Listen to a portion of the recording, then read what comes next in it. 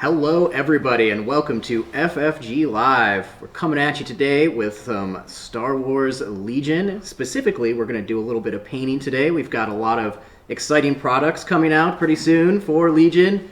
We just had the TX 130 tank come out last week. Ooh. We've got some Separatist paint sets, Republic paint set, and the AAT Trade Federation tank coming out pretty soon here. So we thought, why not? Let's get together and talk about painting these bad boys, right? Yeah. Let's paint some tanks. Yeah. So I'm BK, joined here by Star Wars Legion designer Alex Davey and the miniatures department manager John Schaefer.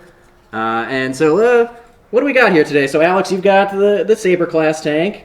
Yep, I've got a Saber class tank. This is all primed and base coated and ready to go. This was base coated using the Camino Storm Clouds paint, which comes in the Republic paint set.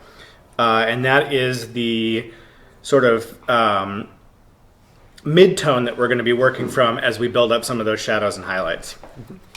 And John, you're going to be working on the AAT today? Yeah, the AAT. I primed this with a skeleton bone spray primer. I chose that particular color because the company that manufactures it also has a paint that matches it 100%. And then on top of that, I'm going to layer in some of the colors from the Separatist set. We've got some Ryloth Cliffs, some Seleucami sand, a little bit of Grievous mask in there, and we're going to do a little bit of weathering and some other stuff as well. So a big part of this is going to be showing people how to paint these tanks because they have these big, massive, wide open, flat surfaces.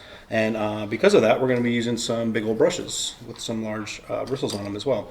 So we're going to cover some the basic techniques on painting large surfaces and flat surfaces like that. Then I'm going to get a little bit into some airbrushing and just kind of show you guys some general techniques on airbrushing and just how that kind of looks. There's certainly a lot of very in-depth tutorials online to show you the ins and outs of getting started with airbrushing, but I think it's an important thing to cover because it's a very useful and fast technique that can produce some great results. Absolutely, yeah. It's kind of an area of painting minis that we really haven't covered a lot. Yeah. I think all of our streams we've just done, hand painting it, but airbrushing, completely different world, one that I am not familiar with at all, so I'm very excited to see what you show us today. And just Yeah, it's very cool. And these paints work great through an airbrush. You just have to dilute them with a little bit of airbrush thinner. Which there's a wide variety of different types that you can get out there. But they go through there just fine. But there's going to be a couple specific things that you want to do just to make sure that you can put the paints through the airbrush without any sort of problems. And it's pretty simple, but we'll go over that too. All right, so what are some of the first steps? As we discussed, you guys have these all primed, some base coats down. What's next? What are the kind of steps that you want to take after that to really make these guys shine? Well, if you're going to use some airbrush techniques, generally that's what comes next. You've got your primer. If you are using an airbrush, you usually use the airbrush to make a nice, quick, clean, even coat of whatever your base color is. I will not be using an airbrush today. This is all hand-painted so far, and it will continue to be. So the next thing that we can do on this base coat is we can add some shading. Okay. So there's a couple different ways you can do that. One of the ways you can do that is with a dedicated wash or shade. But you can also just take a normal color and thin it way down. So I'm going to take Rishi Station, dilute it extensively with water, and then just sort of run my brush along the surface, and the recesses are going to catch that darker paint, and I'm going to give it some grime, going to give it some shadows. Yeah. Let me show the camera here. Just one set up. This kind of shows what that wash looks like over top, and it gives you kind of like a grungy kind of appearance, which looks nice and weathered, but it does pick out a lot of the recessed areas, and it's not quite as dark and doesn't have quite as much contrast as actually using a proper shade. So using a standard paint can get you a more subtle effect, which is kind of useful for this type of effect. But you have to just get the ratio right. You have to kind of thin it way down with some water. Takes a little bit of practice, but yeah, what John was saying about the subtlety is important because especially when you're shading white or gray, which the clones, obviously there's a lot of white and gray tones in there, sometimes those washes can be a little too intense. So a really thin down sort of grayish paint will give you a subtler shadow. Yeah. I'm going to be starting with a darker color first, and then just be using kind of like a light circular dry brushing pattern on the bottom of the tank. And then I'll go back into some of these areas with an airbrush and kind of just show you just the really cool transitions of color you can achieve with that. So you can kind of see that I've already kind of gone ahead a little bit with that and just kind of applied a little bit of those lighter tones over top of this darker base coat. But I'll just kind of be going through that whole process. And then we'll show you a little bit about how to wash some of the panel lines and things in here to achieve more contrast and make the whole thing really pop. Sounds great. All right. So should we get started? Let's do it. I'm ready. All right. I'm ready to get started. Cool. So as we mentioned before, we're using kind of large brushes. So these are, large and kind of flat. These are just kind of my preferred type to use. Notice they're not particularly really tidy at this point because we're not that worried about a really nice brush. We just want something kind of like large and flat that we can go over top of these flat areas, and we can paint a lot of the flat spots relatively quickly. So I'm going to start off with Ryloth Cliffs, which you can see here is lighter than that base coat color. And I'm going to start to just kind of do a very kind of light overbrushing over top of some of these areas to pick out some of those raised parts. So to do that, I'm going to fix this guy to this little stand so you guys can see it in a consistent angle. This guy sit like that. How's that look? That seems like it'll work all right. Yeah. You want to shake these guys up pretty well. They're kind of each paint is made up of pigment and binder and medium and all sorts of stuff, and you will get the best results in coverage if you kind of mix them up very well before you get started. And then Alex is mixing up a wash to go over top of the top of his vehicle. He's going to kind of go through and apply some of that stuff. Yeah, and I'm kind of working slowly. The first ratio I had was a little too diluted, but by doing that, you can kind of step it up and find the tone that you want. And I think this last paint edition has kind of got me that subtle shadow I'm looking for. But if you start with the lighter, more diluted thing, then you're not going to overwash your base coat. And this is looking pretty good. So this is not really so much a dry brush as it is kind of an overbrush. And the difference there is that you're not like removing all of the paint off of your brush. So it's leaving kind of streaks as you go, but it is you're still applying a very light pressure as you go through here because you don't want the bristles to get down into the recessed parts of all the nooks and crannies because that's where things are a little bit darker to begin with. So it's very important as you go to kind of like change the direction of your brush so you're moving around very well and you're hitting all of the raised areas with a little bit more of effect. And this is a Ryloth Cliffs is the name of the color that we're using here. This comes in the Separatist paint set.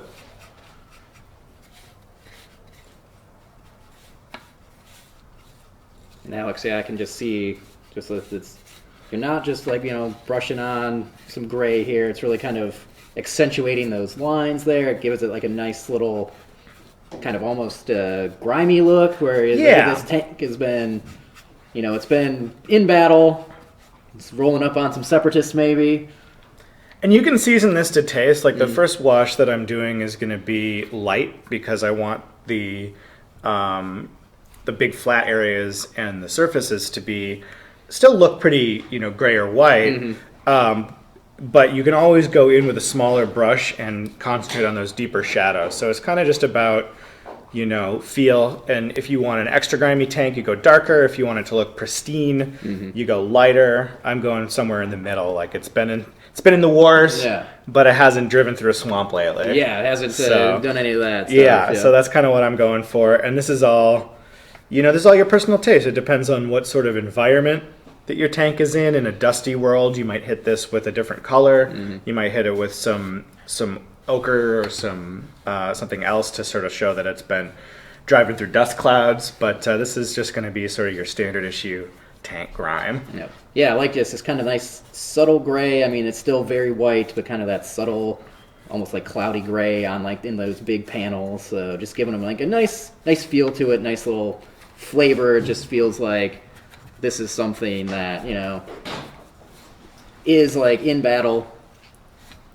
Yeah, and it's a good first step because then you can clean it up from here. Washing first is generally... Those Rishi Station is what you're using right now? Yeah, this is very thin down Rishi Station from our paint set. Yeah, that comes in the Republic one. Mm-hmm. And the base coat that's on top of that guy is Camino Storm Clouds. Yeah. Yep. So this is 2 colors that you have in your. If you've acquired a Republic paint set, you've got those locked and loaded and ready to go. You can replicate this effect pretty easily. Cool. Well, let's kind of show the viewers a little bit of your progress there, because Sure. I think the camera's mostly focused on what I'm doing.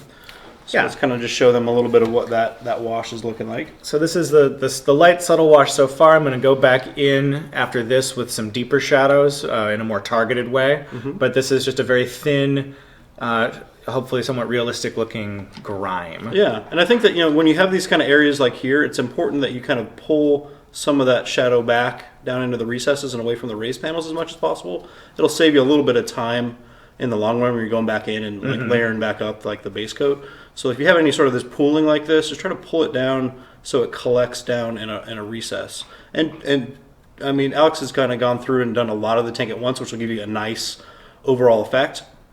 You have to be kind of careful that you don't like the natural inclination might be that you want to work in smaller areas and as you go through it, but you'll often get edges as the wash dries, and then it's going to make everything look kind of blotchy. So if you kind of like apply it over an entire like area, like say this I guess you call this a pontoon. I'm not exactly sure what this little bit here. Like a sponson, or whatever you might want to call it. You'd do this whole area first because it's kind of separated from the other parts, and then kind of proceed to other spots. So, but yeah, you can kind of see how it's starting to define a lot of those shadows and things in there, and give me a little bit more contrast. And then as we kind of layer up some more highlights, and then eventually get into edge highlights, it'll really start to pop, and you'll be able to see it very well. Yeah, and another way that you can handle this is you can do a heavier wash initially, and then go in with a brush and just some water and kind of paint away the flat areas of that wash and let it pool in the shadow. So there's a lot of different ways that you can approach this, and it's really about sort of trial and error, and sort of learning what you prefer for your own techniques. Yeah, for sure. And I'm just kind of doing, almost the opposite of what Alex is doing, in that I'm just layering up the lighter areas. So I already have a dark base for this whole tank. And now I'm just kind of going through and just picking out all the raised areas and the spots. And I'm just applying a light pressure as I do it. And you'll notice that I'll kind of like change the direction of the brush as I go to make sure that I kind of get through here and I hit a nice even coat over top of everything. And don't be afraid to like take a little bit of time to apply multiple coats. It's far better to get a nice smooth finish than it is to rush through it. You'll just be a lot happier in the end if you have a smoother surface at the end of all this. Yeah, and that applies to paints, washes, pretty much everything. Yeah, for sure. So one of the things that I'm kind of taking away from what you guys are saying as someone who has not really painted any vehicles yet, is a little intimidated by painting vehicles, is it's okay to take that big brush, kind of get in there, kind of do some more broad strokes, hit a lot of those larger areas, and then maybe go in and after you've done it, maybe kind of go in with another coat or kind of do some shading, highlighting. I think you want to do it kind of incrementally and just just gradually build it all up. With thin layers as you go. And a big part of the vehicle painting, because there's just so much surface area that you have to cover, there's going to be some going back and doing touch-ups on areas as you kind of proceed. Well, one of the nice things about just vehicles in general is that like when they are dirty, when they are a little bit battle worn, like they don't look perfect. They're a lot more forgiving in some ways than your armor, your trooper, especially like skin tones and stuff like that, which has to look natural. Dirt collects in weird ways on cars. Sure, yep. And when you are doing the washing, you can also kind of focus on that, like as this was traveling, like what areas would get gross. Like if it's a tracked vehicle or something, generally the tracks and the area right around the tracks is going to get splashed with mud. And so there's a lot of little techniques that you can do with dirt and with weathering and battle damage and stuff, where you get a really beautiful effect, and it's a sloppy, forgiving process. So you don't have to be super meticulous about it. You can kind of slop it on and it'll still look good. It'll look right. So I have basically done my first light wash. I'm now going to go in with a smaller brush and sort of hit parts where I feel like dirt would collect, and sort of more shadowy recesses. So I'm going to take not a tiny brush, but a much smaller brush here, I'm going to make a dilution that is more paint-based and less water, so I get a heavier shadow effect. And I'm going to just go in a targeted way where I think things should be a little darker and a little dirtier. And I want to just make sure this isn't too dark, because you don't want it to be paint, because that's going to look too much like a paint coat. So there's a happy medium in here where I'm trying to achieve a dark shadow without a paint effect. So it's got to be liquid enough to run into those cracks. So now I can go in and I can hit these intake valves, which would be presumably pretty filthy. And if you've ever changed a filter, you know. I know all about that. They get real nasty.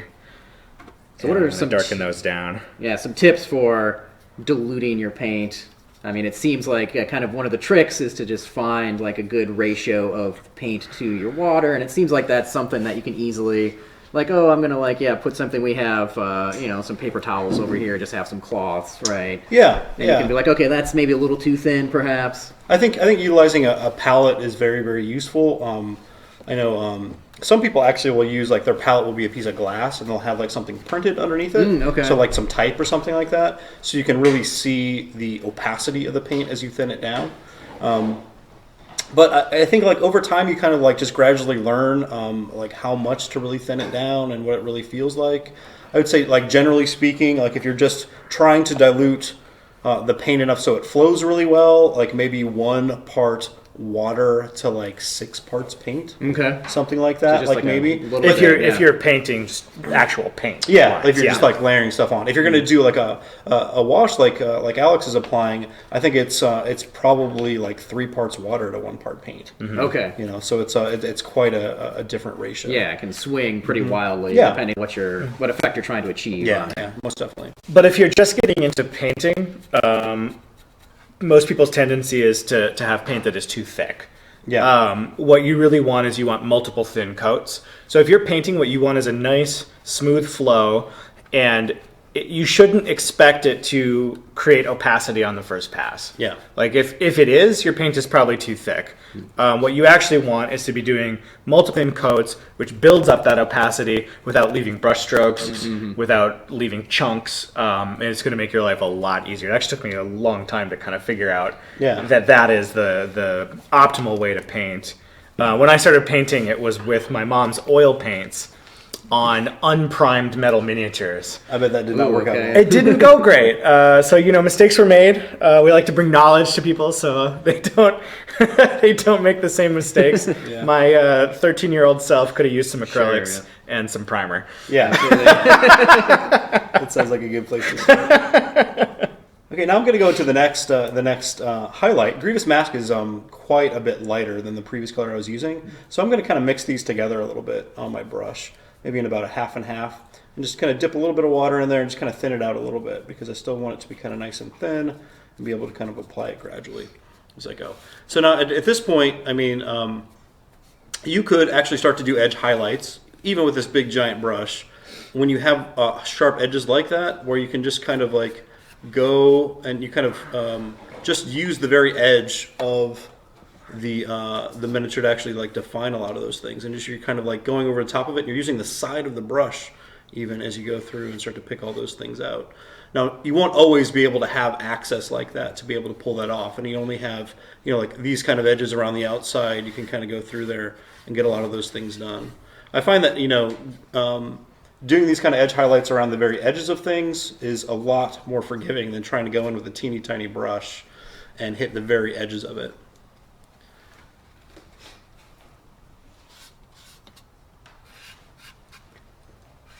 So right now with that underside, you're hitting it with the edge there of the brush, and you're just trying to get everything to pop out a little bit. Yeah, so this is, again, then I'm just starting to like very lightly kind of overbrush, and I'm trying to like blend it in with just these kind of like light kind of circular motions with my brush. And you're getting from here to here, it's a bit of a good jump. And this is just kind of like through a very light, very, very light pressure and kind of almost a dry brushing kind of effect as you're going through and getting all that stuff to blend in. Alternatively, the other way you could do this is you could take, a very bright version of this color. Let's go like with pure Grievous mask in this case. Paint on a little bit of it right here like this. Go back in and take your brush with a little bit of water and then just feather out those edges as you go through. So using a much smaller brush for that. Yeah, just because it gives me a little bit more control on the very edges. But so, I mean, that's obviously a very big jump between those two colors. But if I'm going to go back through here and then just start to feather that back in lightly, this is basic wet blending or using transparency blending to get all this to go through. But it's kind of a tedious process, and it's going to require a lot of back and forth. And it's if you're not that concerned, you might want to try that kind of light overbrushing style to get the same kind of gradations in your color. Or you could try airbrushing too. That's another option. Yeah, which we'll take a look at. Yeah, we're going to do that here shortly. So then I would just kind of proceed around the rest of this miniature and kind of pick out the rest of the bits as I go in this kind of same sort of fashion. Doing all the edge highlights. With a large brush whenever I can achieve it, and then when I need to really get in there, I can use a smaller brush to apply those edges. Let me here's what I'm going to do that, which is some pure Grievous mask, and just kind of show you that general process. And I like to kind of like brace my hand against the miniature itself because you're going to require like a good straight line, and the most comfortable motion for me is just kind of like doing this. So I will just try to line this thing up and then just get in here and just do some of these edge highlights on some of these panels that can't actually be done with a larger brush. And again, I'm kind of using the side of my brush to get in here and like pick some of those little guys out. And I have now completed my wash. If I wish to later, I can always go in and do a little bit more of that. Oh, I lied. I have some guns to do, but I'm almost done with my wash. Once I've completed that, I can always go in later and darken that down. But I think this is a pretty good jumping off point to start painting on some colors and defining where the color scheme is actually going to kick in. As this is going to give me the shadows that I need. So I'm going to start applying the tank colors as soon as I've got this. Cool. And I'm going to add a little bit more shading in here. I'm going to save the top of this tank for a little bit more airbrushing, but on the bottom I'm going to kind of apply just like the general brush approach on a lot of this stuff. And I'm going to take a little bit of the our wash, which is a strong tone wash. Kind of water that down. And each of these little rivets, if you just apply like a little light touch around the outside of them, they'll hold on to the sides of those rivets pretty well. And you can just kind of go through and pick out each of these rivets to give them a little bit more contrast as you go through the rest of the tank. You can also kind of like just use this to chase down some of the channels that are down in here, like along these kind of spots, over on this other side over here, and then any of these areas that have these kind of vents or things that are going to hold that shade pretty well, you can kind of paint some of those things in there a little bit more carefully. I prefer to do it this way as opposed to just flooding the entire thing with shade. If you're starting with a darker base coat and highlighting back up, because then you're kind of working against yourself. Mm-hmm. If you're working with a really light base coat and shading down, then doing it Alex's way is also another option for you. Kind of depends on what colors you're using as you're going through this process. And I'm just going to take a little bit of this and just paint it along in these panel lines. So kind of a fun trick you can actually do with this.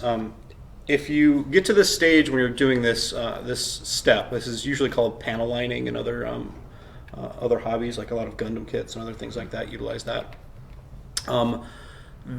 You can apply just a spray varnish of gloss, like a gloss spray varnish over top of it, which makes the surface tension of the paint really light, and it also allows you to kind of like wipe away the raised areas a little bit more effectively. Okay. So you can, if you have like a ton of panel lines on here and you're really going to go at it, you might want to think about just getting a gloss spray varnish, apply that over top of it, and then you can go in here and you can paint through there, and it's going to allow that paint to kind of chase through these areas a little bit better. If you really want to go a little bit further, you could actually utilize oil paints and make an oil wash and paint all that stuff in there. The nice thing about that is that you can then use mineral spirits over top of it and wipe away the raised areas. We won't really get into that. We're mostly focused on acrylic paints. I don't want to overburden folks with crazy techniques, but I figured it's worth mentioning because it's a very cool thing that a lot of historical modelers have used for years and years and years, and it definitely looks really cool, and it makes for a pretty quick paint job too.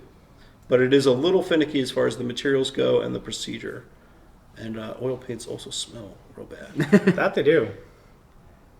It's always nice to know these techniques, though. At least to worth know, mentioning. Yeah.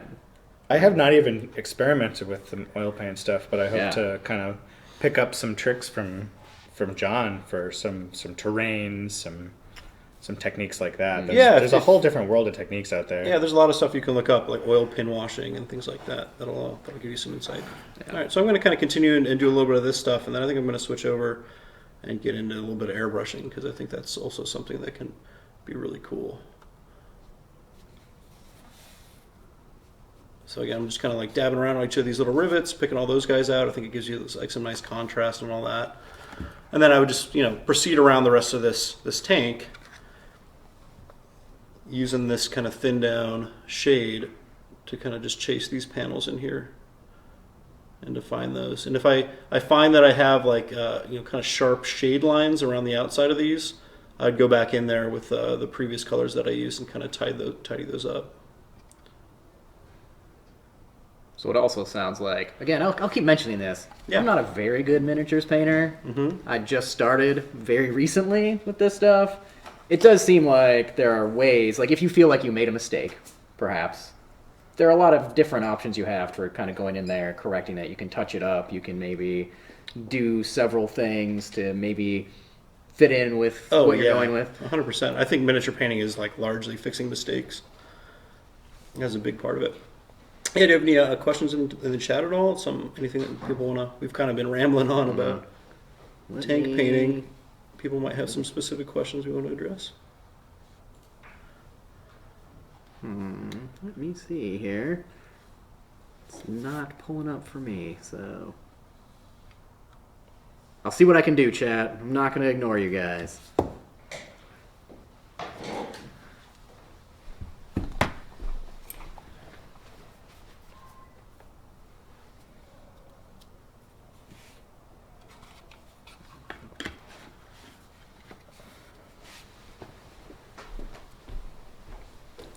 All right, here we go. I got the chat going now. Here we go. Do either of you have recommendations for paint colors for the Separatist blue paint scheme for the AAT? So looks like right now you're kind of going with the more classic look from the Phantom Menace. Yeah. But also in the Clone Wars, there is a nice kind of like blue. It's got the Separatist logo on there. Yeah, totally. Well, thankfully, we made colors for that in the Separatist paint set, so that works out pretty well. I'm actually using one of those right now. Yeah, so we've got a good base coat color for that would be the Umbaran Shadow, which is kind of a nice, kind of deeper gray that we have. I can kind of show that here in the camera, perhaps. Yeah, it's not on my cam. There we go.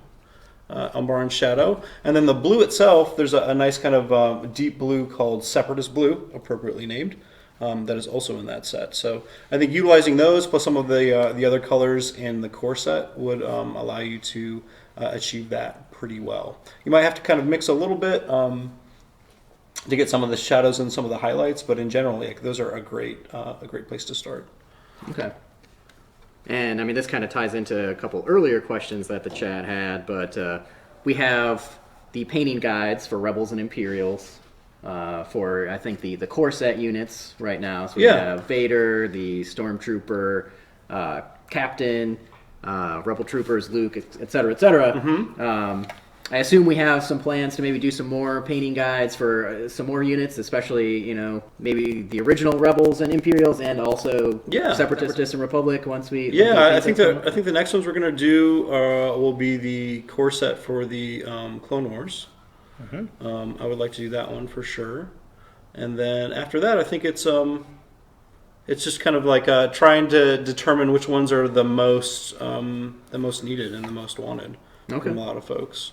I'm totally down. Like if people have some specific suggestions on things they want to cover, I love doing these painting live streams. That are definitely a really good time. And we're also talking about doing some pre-recorded painting videos as well at some point. So we can do some painting tutorials that way, in addition to the PDFs that we have on our website. And there's also just some great stuff out there that other people have done Oh, big with time. Legion minis specifically. Absolutely, So go on yeah. YouTube and just search whatever your unit you're interested in painting. Chances are there's a good half dozen different videos you can watch to get some inspiration. That's definitely what I do. I'll be honest. Yeah, I just like, all right, like look and just see what the different colors that they're using are. Well, it's a real game changer. I mean, I remember when I started painting, like that kind of resource was not available. Yeah. So that I was sort of learning by a lot of trial and error. But if you do just a little bit of research these days, you can save yourself a lot of aggravation, and you can learn a lot from all the really talented community members out there. So it's one of the best things about our sort of interconnected world is the knowledge you can glean with just a little bit of effort. Totally true. And the nice thing is you can always put your own spin on it as well. You know, I'm the kind of person I like to kind of go with like, all right, this has to be like accurate to the movies, right? There's a lot of great movie accurate tutorials out there, but there's also a lot of like alternative paint schemes and stuff like that. So I personally like to put a little twist on the things that I paint most of the time. When I do my Imperial army, I'll probably stick pretty close to the canonical look of that. But for my rebels, since they could be from wherever, you can have a little bit more fun flexibility with what those color schemes might look like. So here's a general trick that I like to do when I'm doing these edge highlights. So you don't necessarily have to focus on getting these perfect lines every time. Sometimes your brush goes a little wonky and you get a little bit of a fatter line in some spots. But as long as you have like a fairly solid middle tone value for it, after you go through and kind of paint in these edge highlights, you can go back and touch them up with some of that base tone color. So in this case, Sean, what color are you using? that color is Grievous Mask, which is like a really light, kind of off-white. And then I'm just going to go back in with some of that Ryloth Cliffs here in this area in particular. Like you can see this spot right here where this highlight got a little bit massive. I'm just going to go back in and kind of tidy that up a little bit by painting it back into it. And then I'm just going to find a little bit of a darker color that's closer to my base tone color. So I'm currently painting color lines here, and one of the things that you can do to save yourself a little bit of aggravation is you can use painter's tape to mask these off if you want a really nice sharp line. I'm not doing that, I'm just kind of winging it here. But that is a technique if you are a little less experienced, or if you just want that perfect line, you can do that. You can also just paint it on and then go back in with the base color and clean that up as another method. So it depends on what you're after. It's looking very nice, actually. I don't know if we can kind of show what Alex has done here, just along those lines there. Yeah, totally. Yeah. I've been like kind of staring at it right here. It's very impressive. well, thanks. So this is just the very first coat of that Separatist blue. And as you can see, the paint has been thinned down a little bit, so it's not giving me quite the opacity that I want. But what I'm doing is I'm going in and I'm just blocking out the area that will be blue, so that for my second and third coat, and then for all my highlight coats, I have a nicely defined template to work from. So I'm just going to be concentrating on filling in and smoothing out that blue. And then once I have a nice base coat, I'm going to switch to Captain Rex blue to give it those highlights and bright spots that it needs. It's a nice gradation of the from the darker to the lighter color. That's how I generally prefer to go. Is I like to start with the darker color and then go to the higher color, because it's generally hitting the higher raised areas that are a little bit more. They're less in relief and less recessed, so they're just easier to get the brush onto. Anyway. Yeah, for sure. Just kind of leaving the darker color in there, it works out a little bit better. Cool. I'll just keep on tracking with this. That sounds good. All right, well, I'm going to switch over to a little bit of airbrushing, I think. All right. Let's do a little bit of that stuff, unless there's any general questions about brush painting or colors or things that we're using before we transition over to that. Actually, I think we had one. I think you kind of covered this, but I will ask it anyway. Sure. How does one properly paint inset areas of detail without getting too much paint clogging up the details? Okay. I think you definitely want to choose. So shades are kind of designed for that, because they are very opaque. Well, actually, no, that's not true. They're not necessarily opaque, but they're very dark, and they are semi-transparent, but they're like very staining. They're like coffee versus I don't know, milk, right? Sure. Right. So I think if you are, I guess probably like coffee with creamer would be like another good analogy between, like, so it'd still be kind of dark. But using shades in there or very thin paints that are very dark to kind of define some of those shadows will help give you a lot of the definition. But I think that you just have to do it very gradually. And shades are very, very thin, they're very watery, and they're designed specifically for that task. But you can also achieve the same sort of thing with regular paints. And I find that sometimes I want to actually take shades and mix them with my paints. Okay. So I still get some of that very kind of thin vibrancy of color, but it's also thin enough that it's not diluted by water so much. It's going to dry really light. So yeah, you might want to try to mix in a little bit of like strong tone or dark tone or whatever kind of your preferred shade might be to try to thin down your paints as opposed to using just water over top of them. Okay, interesting. Yeah. Spots, yeah. I have not heard of that before, so like, I'm learning so much new stuff today. Thank you guys. Of course. Yeah, sure. I guess, yeah, while you're getting set up with the airbrush there, we were talking about the tanks and how pretty often you'll see the insignia for the faction on the tank. Do you have any advice for creating stencils or anything to paint those insignia on the tank? Yeah, a lot of airbrush supply places will make specifically like items for that purpose. Okay. They're usually like a real nice kind of like peel away film that you can get. You can even have them custom made by some companies if you really wanted to. I think that decals are certainly a good way to go, but you have to find a company that manufactures them. And we're thinking about it. I think that would be a pretty cool thing to do. I'd certainly like to have like some Imperial symbols to put on some vehicles and some Separatist symbols and things to do that. But nice water decal set would be cool. Yeah, Ooh, that'd be great. Yeah, those are very cool. And there's a lot of really fun weathering stuff you can do with decals too, by putting those on first and then kind of sponging some paint over top of them and washes over top and make them look really worn down and really realistic. Certainly very cool.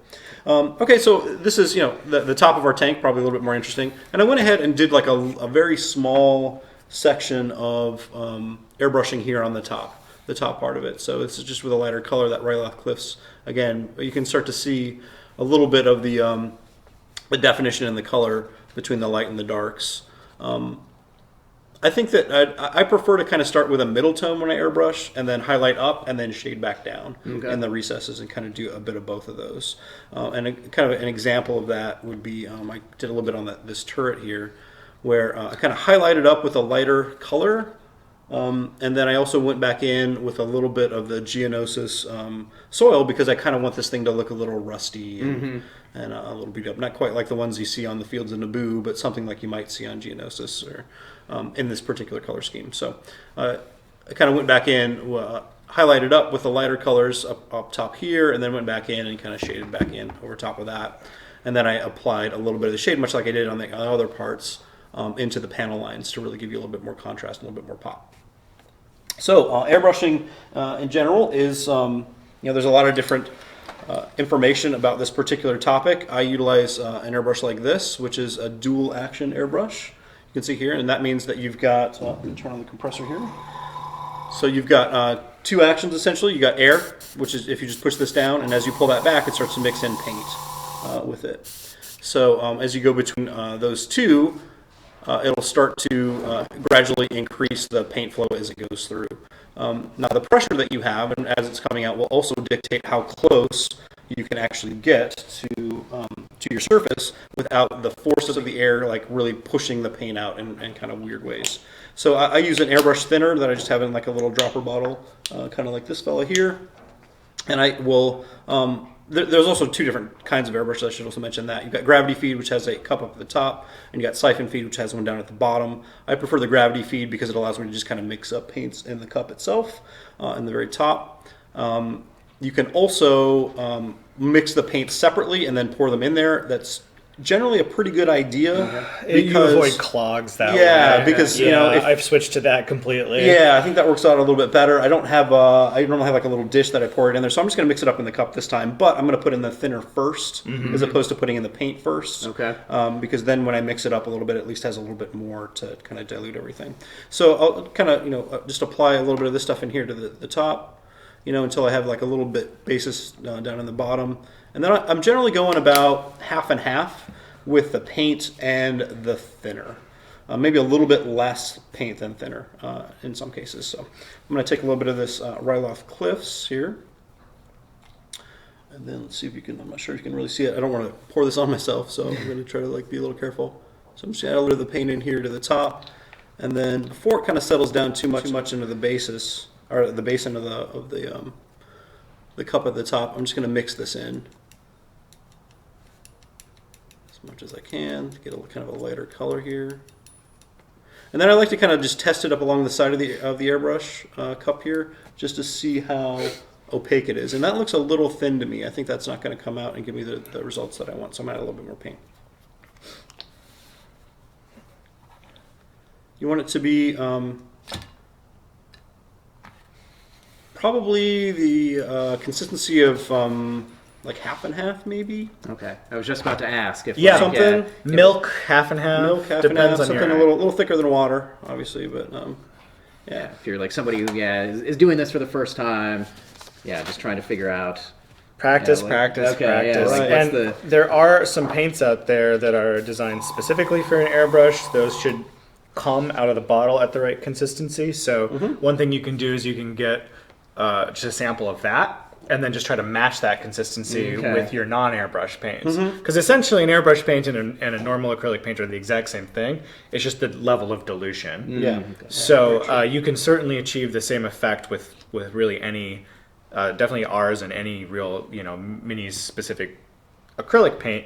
You just want to kind of learn what that consistency is. Yeah. It takes a little bit of trial and error, but there's a lot of different options available to you. But yeah, I do like these paints. I think they work out just fine through the airbrush, and I like them because I can also just go back in, and if I'm painting regular miniatures, it will also match. Yeah, you have that colors. exact color that you want. Yeah, they work out pretty well. Cool. So this kind of shows you this is just pushing down here, and as I pull this back, it starts to gradually increase the amount of airbrush that comes out, or the actual paint that comes out. And the closer you get, the thinner the line you can achieve. You can get very, very teeny tiny with this particular airbrush. It's a pretty nice one. Might choose another color to kind of illustrate some of this stuff. Or as you get further back away, you can kind of make a more gradual gradation between the two colors as you go. So I'm just going to show you how I'm just going to try to apply this on this tank here on this side. Make sure this is all in frame here. So I like to start by pushing down on the airbrush nozzle first and getting air to kind of go through it first, and then just gradually bring the nozzle back to introduce more paint to it. And you kind of want to just make sure to keep the airbrush going the whole time. If you sit and dwell in one spot, this paint is thin enough that it'll start to pool and you start to get little edges on your paint.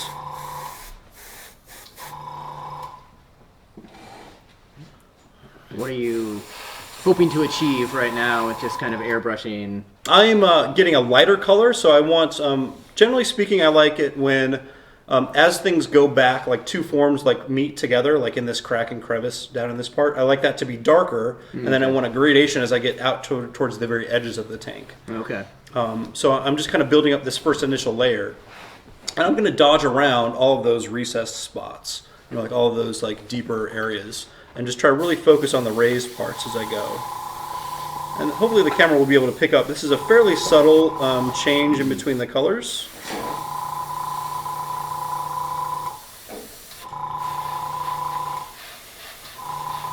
And I'm just kind of moving relatively quickly as I go, and not really dwelling in one spot too much. Let's see if we can kind of see a little bit of that from the angle here. Kind of see that it's starting to get, it's reflecting a little bit of the paint as it dries a little bit. A little bit of the sheen of it, but you can kind of see that it's kind of darker out to a lighter color here. So I'm going to kind of continue around here on the front of this thing and address the rest of this as I'm going through. And apologies for the noise of the airbrush compressor there as I chatter on. It's one of those ones that doesn't kind of keep on consistently. It turns on as the pressure decreases, so it'll just kind of intermittently turning on and off as we go.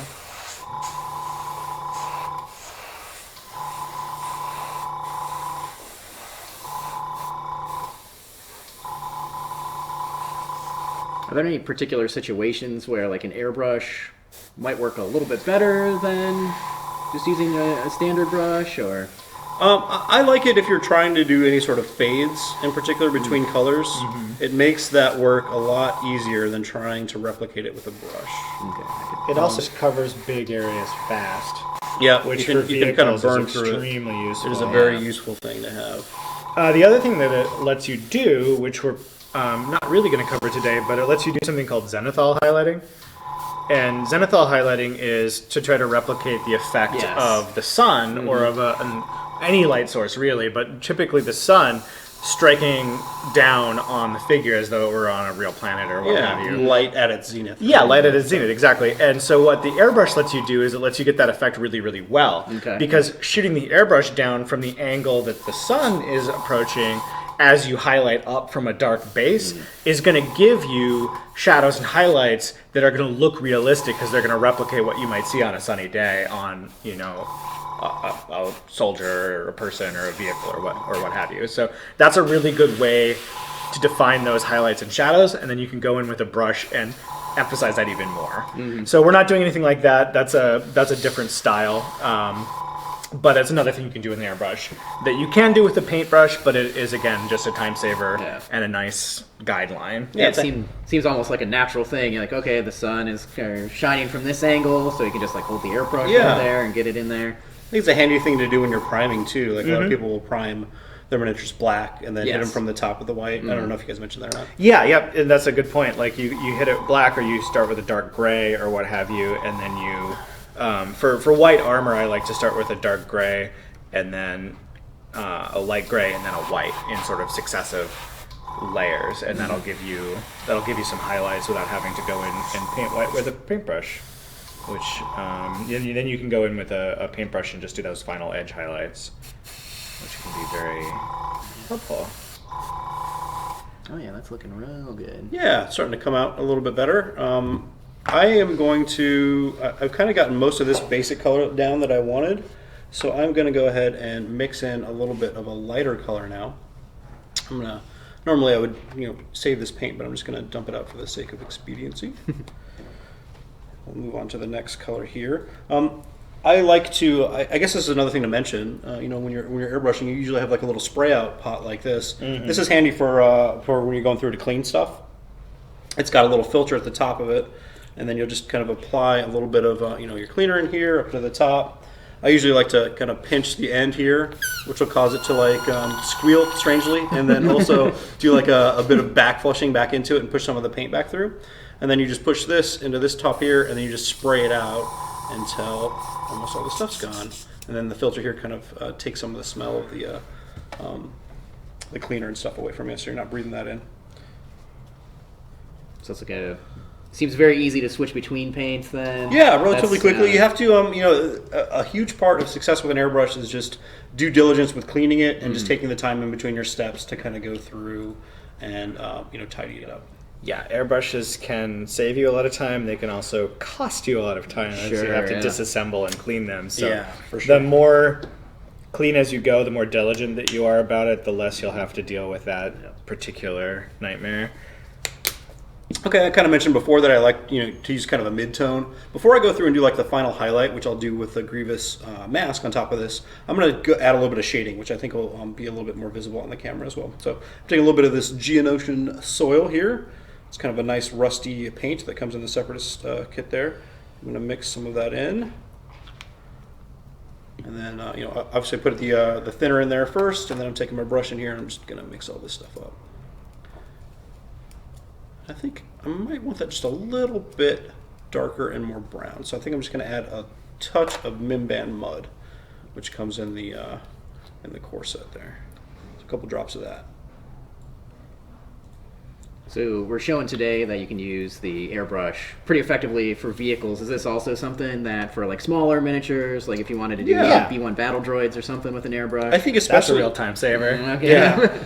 I think if you are, especially minis that have like largely one color, like clones or battle droids, stormtroopers even, you can certainly utilize that. And that's how I paint a lot of mine. Is I will start with the darker color first. I kind of do that zenithal thing where I'll hit them with a lighter color. I don't go all the way to white because I want to save the white for the very edge highlights to make it pop a little bit more. And it looks too flat if you go straight white. Yeah. So I err a little bit on the other side. So in this case, it would be like the I think it is the Imperial Vehicle Gray or that Camino Storm Clouds kind of color. It's kind of like a nice lighter gray. Okay.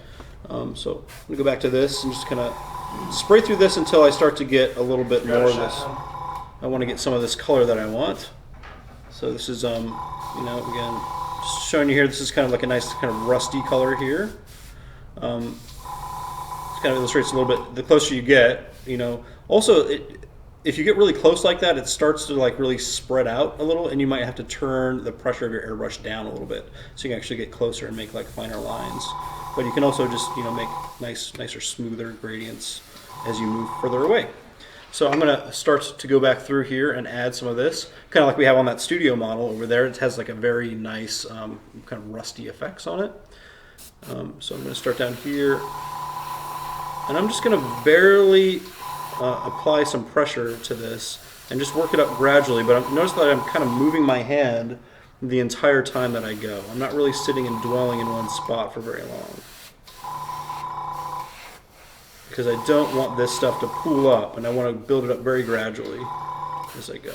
But I'm kind of chasing in all those recesses, like all those panels, like underneath here where those two big forms kind of come together, and I'm chasing down in through all those and turning this the tank as I go to make sure I have a good angle on it each time. So where these two panels kind of meet up here at the top, I want to add a little bit down in there.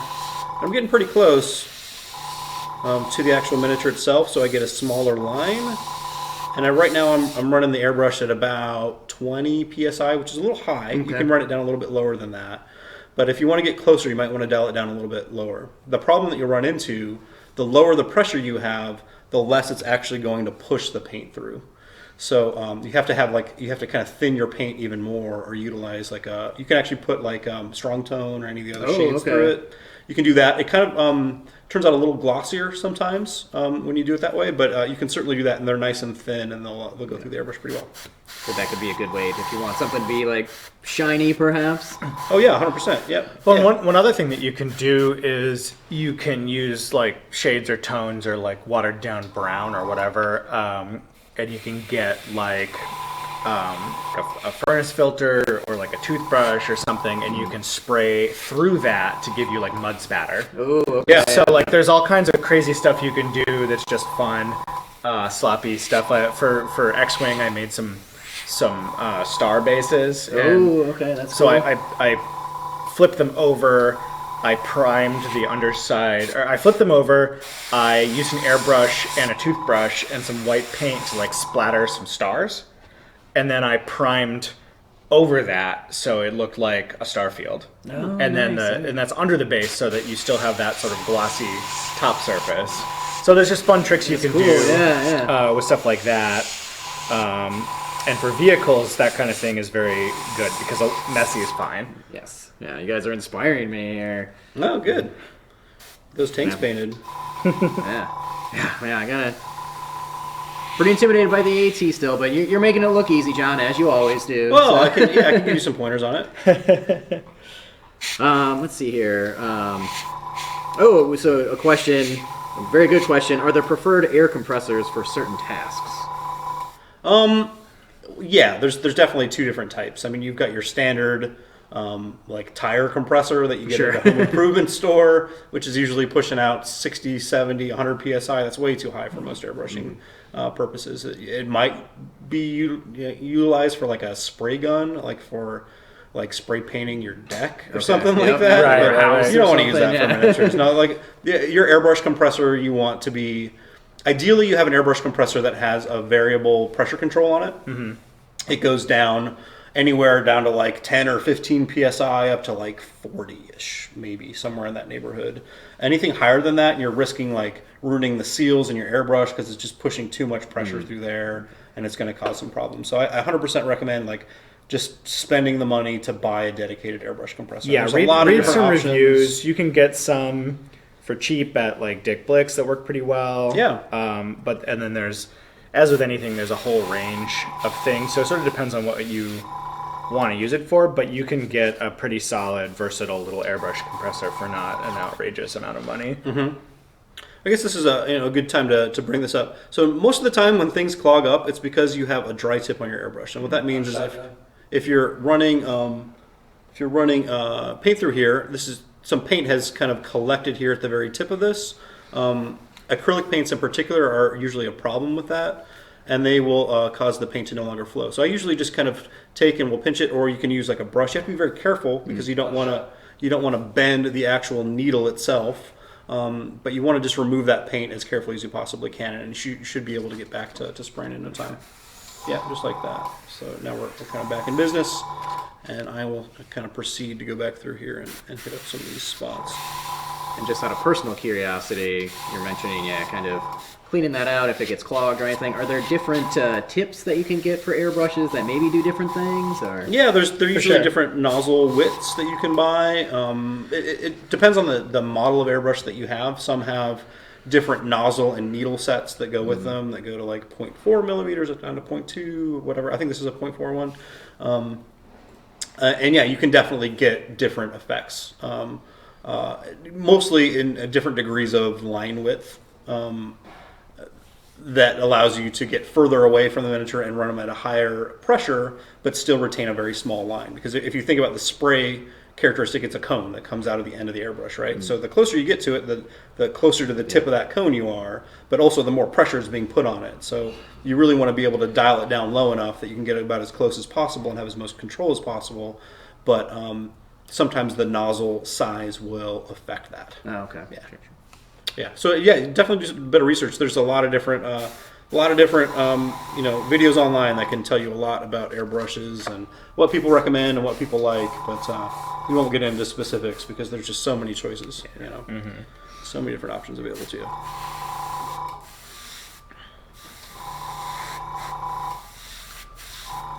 I can tell from over here that you're really starting to get some nice shading in there. Little recesses. Yeah. That's what I love about the airbrush is that it just really starts to make these nice gradations in the color as you go. And if you start like really close like this and you just kind of bring back the airbrush lighter, you can make that gradient even more gradual, just through like really light kind of pressure as you're applying it. So you're getting this kind of nice fade from here to here. Not unlike this one, which is a lot tighter and closer to that smaller channel that you have in there. So apply some of this in here. Alright, I still have a fair amount of this color in here, so I'll just kind of continue to proceed. Unless, did we have any questions in the chat? Anything else that we want to try to talk about?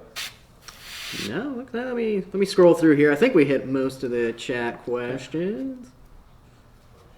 We actually have some tips. Thank you, Sir Carlton, for the consistency of the paint there. It's a great question. Yep.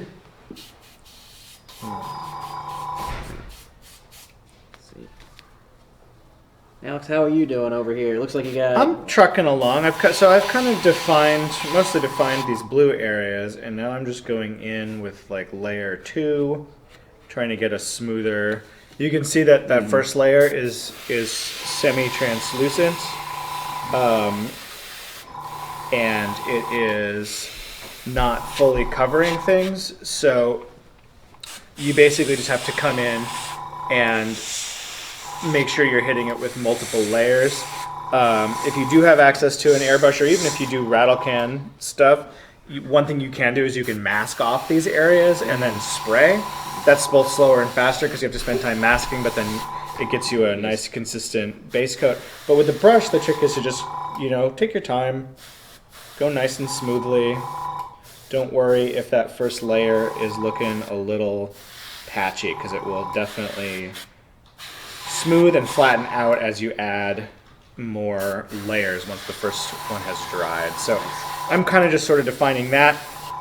Towards the end of the stream here, maybe once I get a nice flat blue, I can try to show you some edge highlighting stuff on the blues and the whites, which is going to make that kind of pop out a little bit and give that even more definition and contrast there. And you can do the same thing with color that you did with the whites and browns. You can hit this with a wash, a watered down. You know, I could take this Separatist blue, mix it with black, water it down, and hit the recesses to give it sort of a dark blue shade.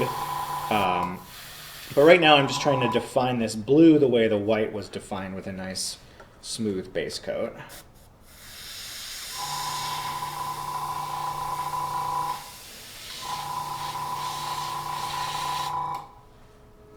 This area here is going to be underneath the turret, so I'm going to apply a pretty liberal amount of this Geonosian soil to it.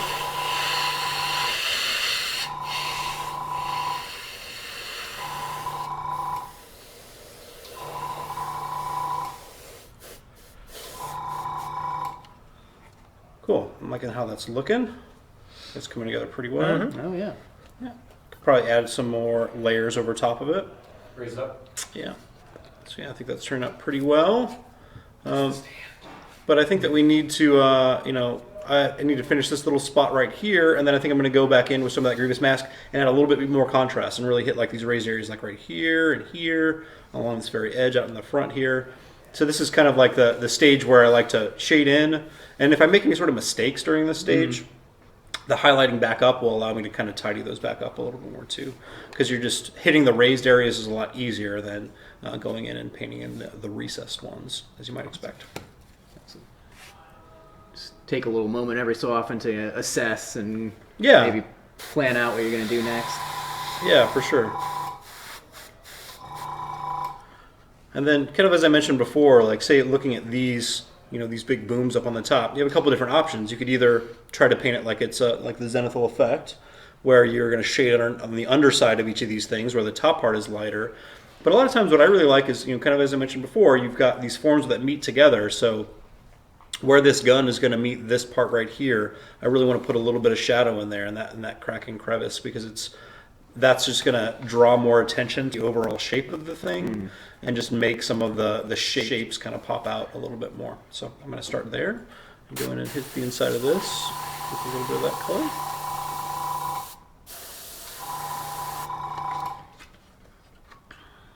Alex, the chat wants to know if the tank you're painting is for the 501st Legion. Heck yeah. All right. Well spotted. Yeah. Oh. And the nice thing is you even got this this Captain Rex blue, which is going to lighten this blue up and be exactly what you want for a sort of a 501st vehicle scheme. Yeah, I'm loosely following the where the paint is. I'm loosely following the reference guide from the Complete Guide to Vehicles. Oh, okay. What you actually see on the Saber tank, but I'm choosing a couple different zones, and I'm choosing a blue instead of a red and instead of a green counterpoint. Could go in there with some sort of complementary color, like you could do some orange or something that's going to go nicely with the blue, whatever you want really. But I'm mostly just going to try to get sort of a nice 501st blue pattern on these panels here, and that's going to contrast nicely with the white, the grayish, dirty grayish white here. And I have noticed this entire time you have a reference photo that you've been looking at. Yeah. So that's another thing that can help a lot. I kind of put that away because now that I've picked out the areas that I want blue, I don't really need it anymore. But I was just sort of using it to sort of decide, well, okay, how much of this is going to be blue? How much of it is it going to be that base coat? And that just lets me sort of get some inspiration for how I want to pick out these patterns and colors and stuff like that. All right, let's move on to something different on this one. Imagine people are probably bored with me spraying orange on this thing. So I'm going to go with a lighter color here. I'm going to kind of dump out my excess and clean this thing out.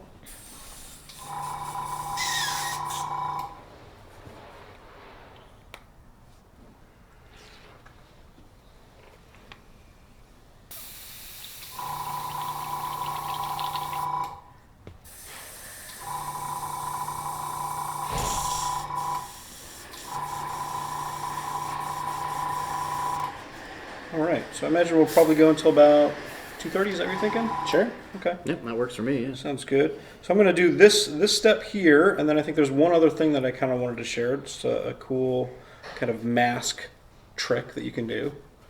Oh, one other thing that somebody mentioned to me before, like trying to figure out a way to do their saber tank so you can change out the turret. Oh, okay. Yeah, so it's actually, you don't have to use magnets if you don't want to. If you're a little bit careful with how you do it. So you got your guy here. If you just glue the main guy to the weapon shield itself. Let's see if I can pull this guy out of here. Cool. So if you just glue his hands to the shield itself, you can remove and pop this thing out and replace the other tank in there. So you can go the beam cannon or the double laser cannon. And then you just leave this guy separate, which will actually also make it a little bit easier to paint down the road.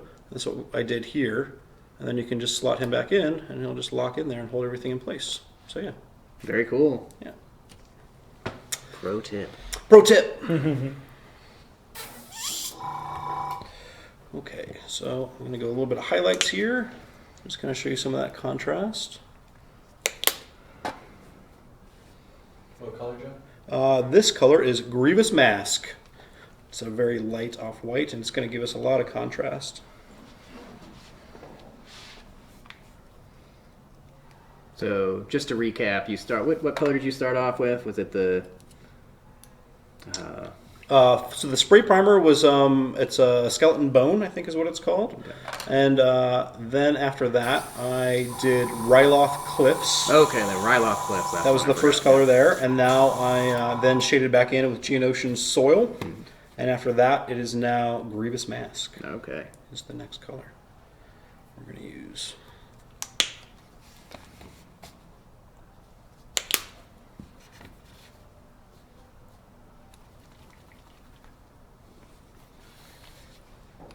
Hello to everybody in the Czech Republic who's watching right now. I'm getting some chatter from them. Oh, that's so cool. That's cool, yeah. Awesome. Lovely place. I have not been. It's on my list. I visited Prague, I think, back in 2007, I want to say. It was awesome. Really cool city. Very cool. What time is it there right now? Yeah. Is that, what are they, 9 hours? I would assume something akin 9 to that. hours, Yeah, right? seems like So it should be 11 p.m. there. Yeah, yeah, all right. well, not super late, but getting up there. Oh, yeah. 9 p.m. Oh, it's 9, okay, so only 7 hours. Little post-dinner painting tutorials. Yeah.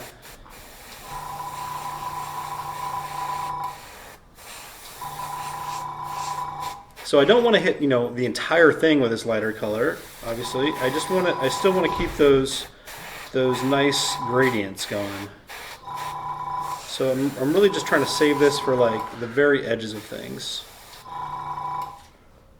and like the parts where this stuff sticks out the most.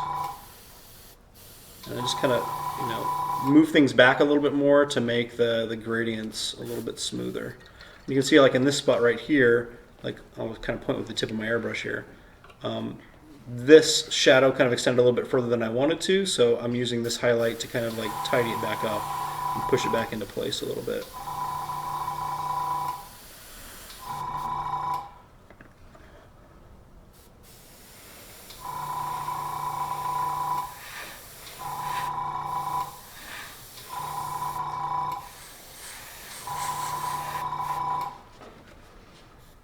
Okay, yeah, I'm seeing it. Every time you switch to a new color, I'm like, what's he gonna do? How's it going? And then Interesting, you right? start like spraying it on there. It's like, oh, I get it now. So I do recommend applying the air to it first and then pulling the trigger back. I made a mistake there before of going kind of straight and pulling back on the trigger, which sometimes will cause the paint to spatter a little bit. So I usually kind of like to point it off of the side, push down the air, and then pull back the trigger gradually, and then move on to the miniature itself to kind of reduce the chance of it giving these any sort of weird spattering. I normally would be a little bit more diligent about cleaning it in between these, but I'm just trying to, kind of go through it, just show people as much as I can in the time we got. It's nice to Yeah, and the more practice you have, the kind of more natural it will become. Yeah, for sure. You know what to look for and that kind of thing.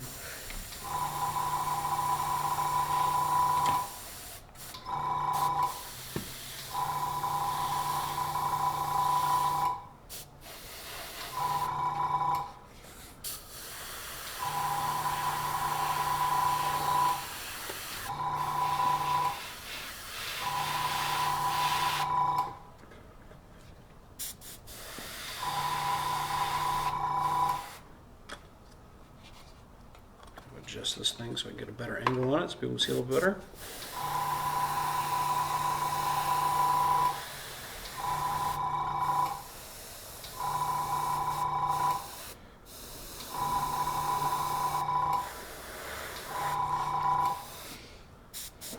Question for you, John. Yeah. How often do you rinse or clear your airbrush to prevent clogging? Between every color, I'll do that.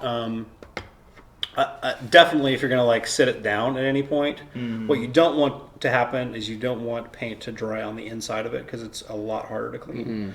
So as long as you kind of keep, there's still like if I get up and like answer the door or something like that, like a sane person, I would take a little bit of the thinner and like pour it into the cup if I had kind of run out of paint and didn't have anything else in there, and just let that sit for a second. But yeah, I usually try to clean it out between every color. And then at the end of the night, when you're done totally, you should like actually pull it apart and kind of clean the whole thing. And there's lots of tutorials on how you can do that.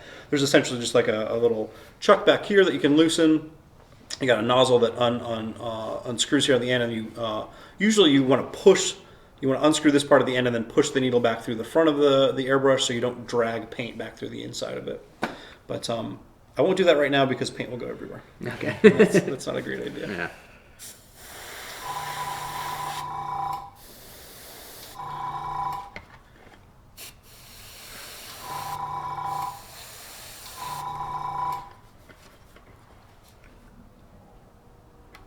Okay, I think that's a pretty good place to kind of stop on like just the airbrush techniques for this in particular.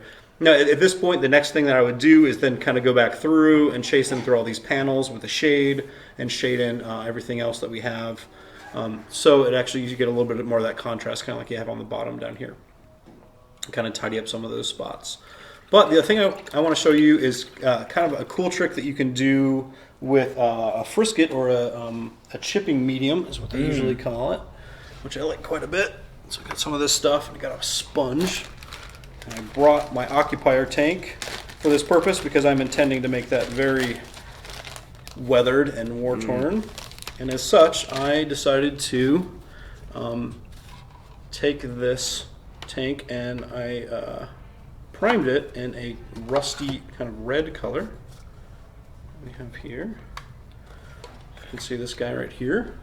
He's nice and dark and rusty. He's kind of been sitting on my shelf a little bit, so I'm going to take this brush and kind of brush out some of the dust. I haven't been painting this army for a little while. I've been working on battle droids mostly. So what you can do with this stuff is it's kind of like syrupy, I suppose. It's just a chipping medium that you have here, and it's kind of thick and viscous. And you can just take a little bit on your paint palette and take a sponge, and then it works best when you have like a dark brown or a rusty color like this. And I chose the base coat color for this particular purpose. So I'm going to take a sponge and I'm going to just take some of this chipping medium and I'm just going to dab it over top of kind of the raised areas where you get a lot of wear and tear, like up on these spots here, over here. You might be able to see the sheen in the camera. And I'm not being like particularly careful, but I'm going to go through and just kind of like dab some of these colors on here. We'll just do it up here on the front section so you can kind of see it a little bit better. Alternatively, the other thing you can do is, it's a little bit easier than this. You get the same sort of effect by just taking a dark brown paint and just sponging it on some of the raised areas of the tank and when you're done. But I like to do this if I'm going to airbrush it in particular because it allows me to do like multiple colors and highlight up to a lighter color. And then at the end, the way that this functions is that it's water soluble, so then you can use a rag and wipe away this color, and it will then reveal all the areas that you sponged on with the rusty red that's underneath it, looking like a paint chip. Okay. Which is pretty neat. I definitely think it's a cool technique. I have been wondering, like, how do you What's, get like the what is- weathering on a vehicle? If you Oh, this want is that? No. certainly not the only way. There's there's powders you can use, All kinds of stuff. washes you can use, and there's whole companies dedicated to weathering miniature tanks. Pretty much, yeah. So yeah, there's a lot of options and a lot of really cool tutorials online from awesome historical modelers and other folks that are very, very interesting and in depth. Because that's where a lot of the first painting came from. Before there were these tiny toy armies, there were model planes and tanks, and so those are some of the oldest, sort of most advanced techniques. Yeah, and most totally. focused on sort of realism and war grime and all that fun stuff. Yeah, so. totally.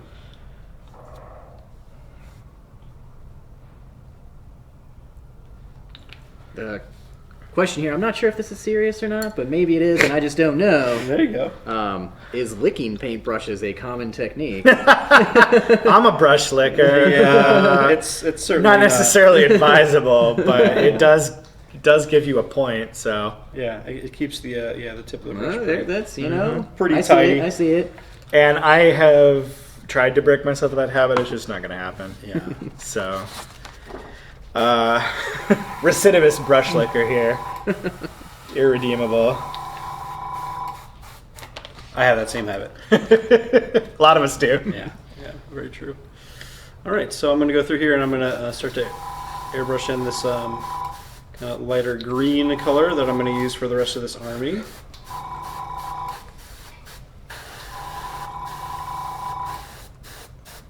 The people are behind you in the brush licking appears, so. Well, I don't think it's had any ill effects yet. It's just acrylics. Yep. Yeah, if you move into oils or anything else, I might have to. be careful. Yeah, I think that the second I put an oily brush in my mouth, I might change my habits. No, Sir Carlton wouldn't suggest it with enamels, though. Yeah, well, yeah, exactly. No, that's not going to end well for you. Exactly. A little bit of thin. Brush lickers of the world unite. That would be a strange convention.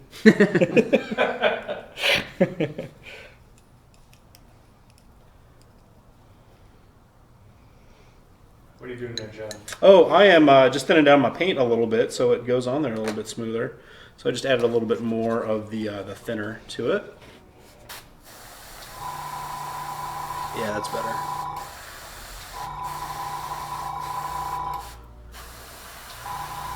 And I'm going to leave some of this rusty color down in here. This is another method you could use. Like, we could kind of do the same sort of technique we did on the tank previously, on the AAT tank, by starting with that kind of rusty color first and then airbrushing up to a lighter color. But because I'm trying to make it match a bunch of other miniatures that I already have, I primed it with the same color and then kind of went through similar process, so it'll hopefully match a little bit closer rather than having a huge departure and trying to match it kind of generally.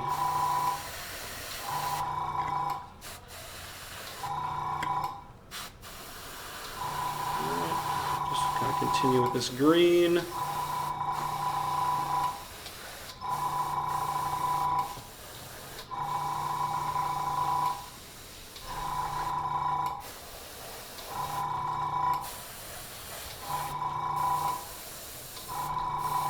And I use this technique on scenery and a lot of different stuff. I'll even do it a little bit on my B2 battle droids that I'm getting ready to start on. Ooh. The chipping medium? Yeah. Yeah, heck yeah. I think I'm going to pop these fellows off of here just so I can get at the side of the tank a little bit easier. I think that is if you're going to be airbrushing, I think that is a good idea to make sure that you kind of leave some areas of the that are going to obscure other spots separate, so you can kind of remove those things and get in there and get the paint done a little bit easier. I find it to be simpler that way, because otherwise, you might just run into spray painting like a silhouette of a gun onto the side because it's not allowing you to get in there at a good angle to get a nice even coat.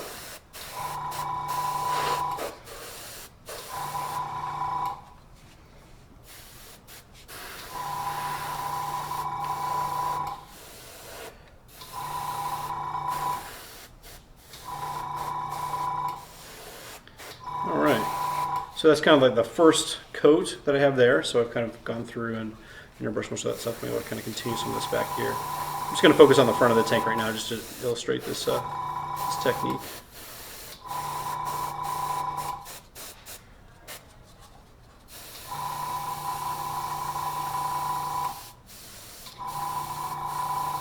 Because I know I'm going to be going up with a lighter color, I'm probably also going back in and shading some other stuff.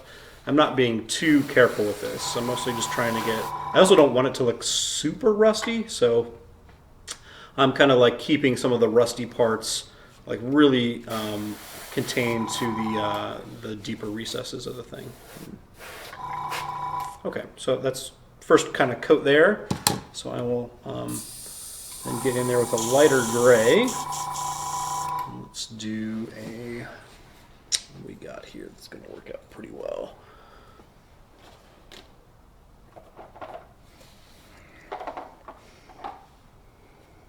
Imperial Walker Gray. It's not an ATST, but it's close enough. But I'm going to mix a little bit of these two colors together because I don't want quite that huge of a jump. So again, I'm going to take a little bit of this, thinner, a little bit of this green that I'm using for the rest of the army. Which is pretty close to Imperial uniform. A little bit more blue in it. We have a question from Chad, a safety question. Yeah. That perhaps we should have asked before we started with the airbrush. But is it safe to airbrush without a mask?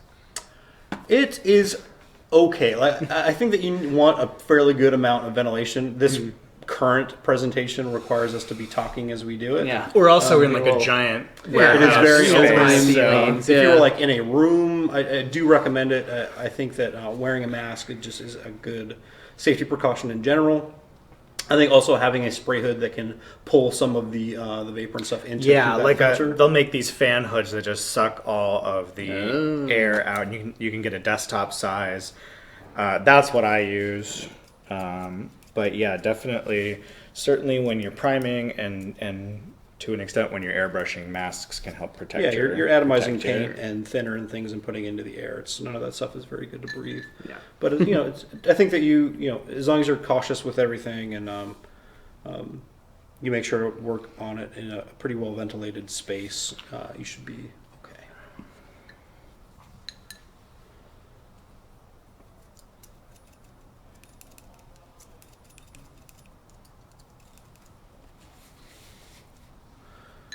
Okay, so this is kind of the lighter color that I have going on here. I'm going to spray through some of that previous gray until this gets a little bit lighter.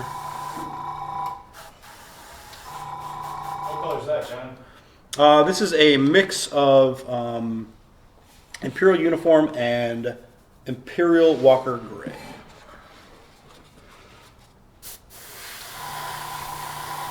And it's just lighter than that previous color that I had in there.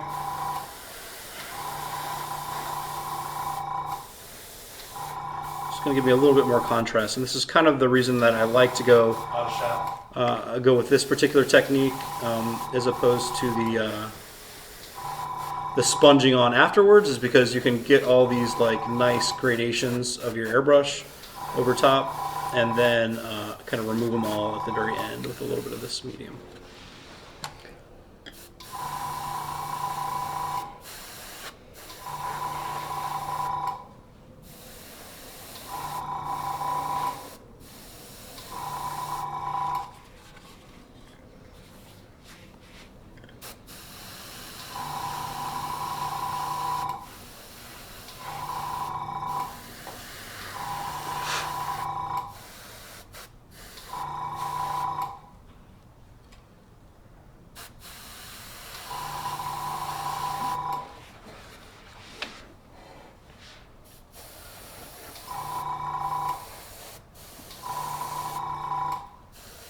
Okay, I'm seeing it. Yeah. You can kind of see it in the kind of reflecting in the light. It's like a little bit shinier than the base coat color that I have in there. We're going to do one more coat just to really make sure that the contrast is pretty good, and then we'll call it largely finished. Alex, did you have anything that you wanted to kind of I can on the camera? You've been diligently working away. Show over there. off some edge highlighting, which I think is a nice technique for this saber tank. And I've kind of just done this quick and quick and sloppy, but it'll give you an idea of how this works. So let me just finish a couple little flops. All right, yeah. If you want to just sort of throw, I've been working mostly on this front panel to kind of get it near finished. Yeah. And basically, I took that base coat blue, On the stand. and then that front left panel there. So after I washed the white, and hit that with the shadowy wash, I took pure Stormtrooper white, and I took that over the edges of the Camino storm clouds to kind of define those panels. So that's nice and easy. And I even hit the some of those raised white hooks and latches and stuff. You can kind of see it down in this area. And if you want that even brighter, the more coats of white you do, the more that's going to bring it up. And then for the blue, I started with Separatist blue, several coats to get it nice and smooth. And then I took Captain Rex blue and made sort of a fat edge highlight. Yeah. And then I mixed Captain Rex blue with white to do that next layer. And then what I was finally doing was adding a little bit more white and then not hitting the full edge, but hitting certain spots of that edge to give you points of brightness. Yeah. And so if I was to continue working on that, I would continue to go in there and hit the highlights more and then hit the shadows a little bit more to give you that contrast. So it's sort of time consuming, but if you do that to every panel, you have a tank that'll really pop, and that's a brush technique. Yeah, you'll be able to see all the forms and all the detail that's kind of on that, which is definitely really nice. Yeah, I think that, when you're going through and doing these edge highlights, kind of like I did before, it's using the side of your brush as opposed to like going in there and trying to like trace that thing exactly. This will just allow the thing to just guide your brush as you go, and the only point of contact is going to be along that edge, and it'll make it a lot easier for you. Especially for these like outside edges here. Yeah. It's really easy to just hit with All the this side stuff, of your just brush, kinda going boom, and that's going to like save that you some across. time. Absolutely. Yeah, that helps me. It helps me a lot too. Cool, looking good. All right. All right, we're almost there, out of time. So after all this build up, I gotta at least show people what this thing looks like when we're done. So one more little highlight here, and then we should be good.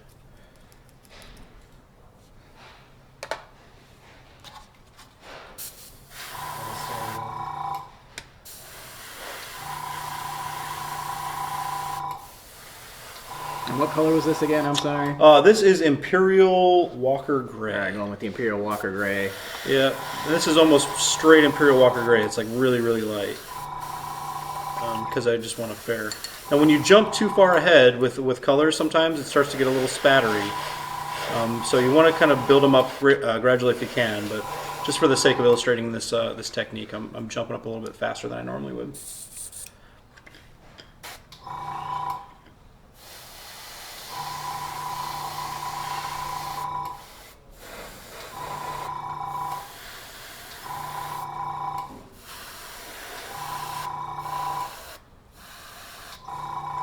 Okay, cool. So that's about as far as I think I'm going to take it at this time. I'm going to let that dry for a second, and then I'm going to take a rag with a little bit of water on it, and I'm going to kind of wipe away some of these areas to reveal some of the spots that I put the chipping medium on there before. And you can kind of see right here, just that slight, just wiping away at it, it starts to kind of come away and reveal some of the that color that was underneath it to give you a nice kind of chipped look on the armor.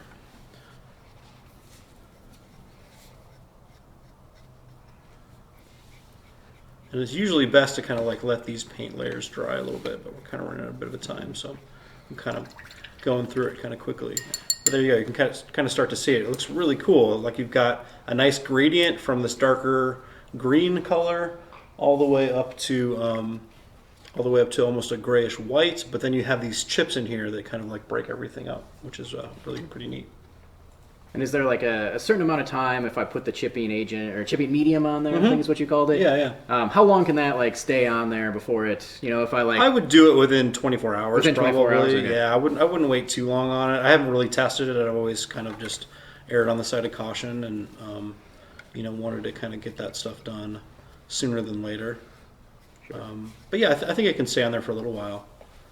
I've had some pieces of scenery that I actually was going back through and noticed, oh, I forgot to wipe away that area like months later, and that actually came off okay. But I wouldn't necessarily recommend it. You can just like shelve it and wait for a super long time before you proceed. The other thing you can do with this is if you apply a lot of pressure, you can go through and actually just wipe away like the very edges of the tank to really get like a cool weathered look to it around the edge there. Yeah, where it's like you'd see a lot of wear and tear and like a lot of paint chipping and torn upness. And this actually is kind of a good question to move towards the conclusion here. Is how long is a full paint job of this size? If you're we started on the AAT Tank today. Yeah. How long would that normally take you to do, start to finish? If I was going to try to paint up the tank so it looked like the studio model that we have, I think that would probably be, that's a pretty nice example. So I think that, because you have like a detailed pilot in there too that you can see and a couple other areas that are very detail oriented, I think that would probably take me a weekend to do. Of like just sitting down and like just doing a couple like pretty long sessions. Sure. But if you were just getting it to tabletop quality? Yeah, if you're just doing it to tabletop quality, I think you could probably get it done in 4 hours. Yeah. Probably. With wash techniques, if you're not going to pick out every single edge highlight, that's gonna... this is very advanced level painting with a lot of damage detail. Very nice example where they've done a lot of this kind of like hand-painted battle damage with like these little highlights to it and chips and things. Definitely very, very cool. Shout out to local painter Dan Grothy. Did a great job. Right. Thanks, Dan. You can see like my example's a little bit lighter than this one. I think that I probably went a little bit higher on the Grievous mask between the two of them, but has some similar kind of effects, I think. Cool. So you can kind of see the different directions. He went with a little bit darker brown in some of the spots and made it a little bit more weathered, but yeah, I think this would be like the good start, and then I would probably go back through and pick out some other colors. I'm doing this one for a kind of a Kashyyyk themed force. Oh, nice. It's got some greens in it, and some other kind of cool contrasting colors in there as opposed to the standard scheme. So yeah, just your own unique take. Very cool. Yeah. Don't be afraid to kind of get your own unique take in there. Oh, 100%. Yeah, it's I think that there's so many different examples out there. I think that there's just a lot of different ways you can take it, and people shouldn't always feel like, they have to paint this like historical miniatures or something. Even though there's a lot of great examples on screens and in comics and things like that, But equally, if you do want to do specifically movie or canon accurate stuff, that can look gorgeous too. I was at the Las Vegas Open, and some of the nicest armies there were just 100% by the numbers, short troopers and death troopers, and they look beautiful. Yeah. Well, man, Lucasfilm has like a really good eye for color and uniform. Yeah, absolutely. And, I think that a lot of their designs are, they're just really, really well thought out and look very, very cool. And the modern movies too will have tons of incredible reference material because they'll take full turnarounds. They'll come out with those visual guides. They'll really, you get some of that for reference material. If you are doing like a movie accurate color scheme, you can really get deep into the details there. Yeah, for sure. Cool. Well, I think that largely covers it. Do we have any other general questions that we wanted to cover before we wrap this guy up? Yeah, I think that's all the questions that we have from chat here. And you went over the edge highlighting there, Alex, and covered all of your airbrushing techniques there, John. Yeah. All right. Yeah. Make sure to do some internet searches and do further research if you want to find out more. And just let us know in the comments if you have any specific things that you'd like us to tackle next time. We decided to do tank painting this time because it was in the comments in the last video. So I think that we'll continue to listen to what the people want. Awesome, yeah. Well, thanks for joining me today, guys. It's been very encouraging for me because I'm really excited about the Separatist.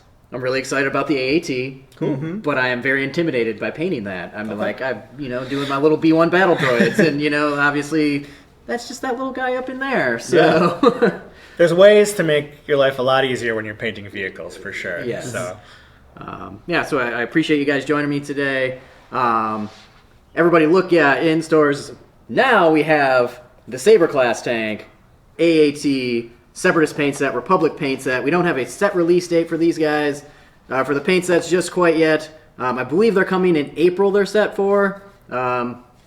Check back. I think we're going to have those on the upcoming page on our website. So look there. Yeah, thanks for joining us today, for tuning in. We stream every Tuesday and Thursday, so be sure to subscribe to our channel to be notified when we post new content. This next one, we're going to be announcing the new expansion for Arkham Horror 3rd Edition. And if I can just take a moment to, we're talking about Legion today. Yeah. We got a couple exciting Legion streams coming up here. Yeah. I believe a week from today, we're doing a skirmish battle with Iden Versio and Cassian Andor. Yeah, that'll be cool very to show exciting. some of those techniques. We just Mechanics. this morning posted the Cassian Andor preview. And you can look forward to the Iden Versio preview after that stream next week.